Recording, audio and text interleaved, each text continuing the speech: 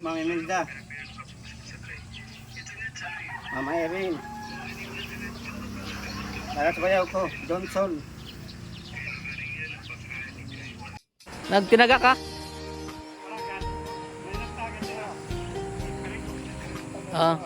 Ayun, nakakalao ka pa.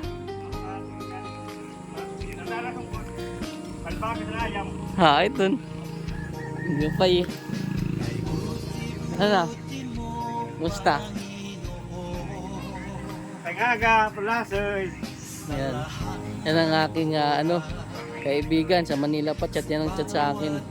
Gusto niya akong makita. Lahat ng gusto daw tumulong sa kanya. Kasi nga, yun ang kalagayan niya. Tingnan mo. Na-stroke na. Diba?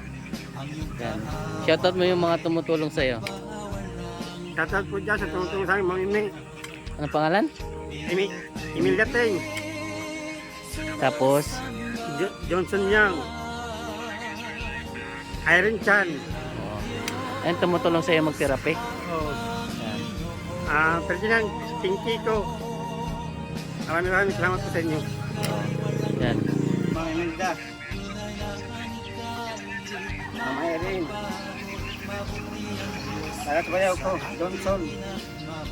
Pinipigilan ni Kuya na umiyak kasi may Iyak mga na si tao. Kuya. So parang nahihiya siya. Siyempre, Pero halata sa kanyang mga mata ang bigat na nararamdaman niya.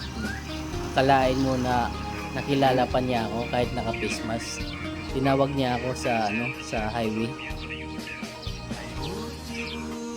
Yung mga tumutulong sa'yo dun, sinong pangalan? Imelda Teng. Yung dating. Yan. Anong gusto? Shoutout po dyan kay Engineer Emerson Ligarce. Salamat, sir. Padre Rumi Lubos, Johnson Oy. Salamat sa iyo, salamat. Hello, good morning mga kaburlasoy. So, nandito pala si Rinaldo Dula Asinas from Mag-ungon. Yan. So, nandun pa ako sa Manila. Chat sa akin to. Kahit video busy ako, nagchat pa rin siya. Maupay na gabi kata, maupay nga aga kata. So, di ba? Inaantay talaga ako na umuwi. Dahil nga, siyempre sa kalagayan niya, sabi niya sa akin, i-vlog ko daw siya dahil nga Salamat po kayo ng kita ng tulong. gusto niyang pasalamatan yung mga nagbigay sa kanya ng tulong. Ang mga pangalan nun? Imelda Teng, Imelda Ting, Irene Chan. Irene Chan. Yan. Yan ang mga tumutulong kay Kuya doon. Yan. Diba? Siyempre, hindi naman natin pwedeng pumunta dito nang wala lang. Bibigay naman tayo ng kahit kunting tulong kay Kuya doon. Yan. Para mayroon siyang pamasahe papuntang Katarman. Kasi nga magpapa-therapy siya. Diba?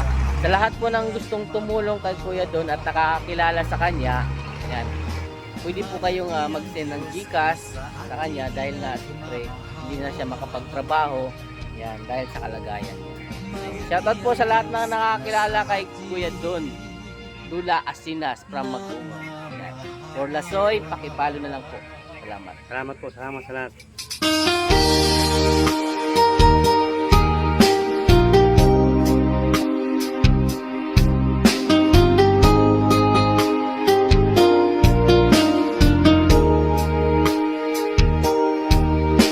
Kay buti-buti mo, Panginoon,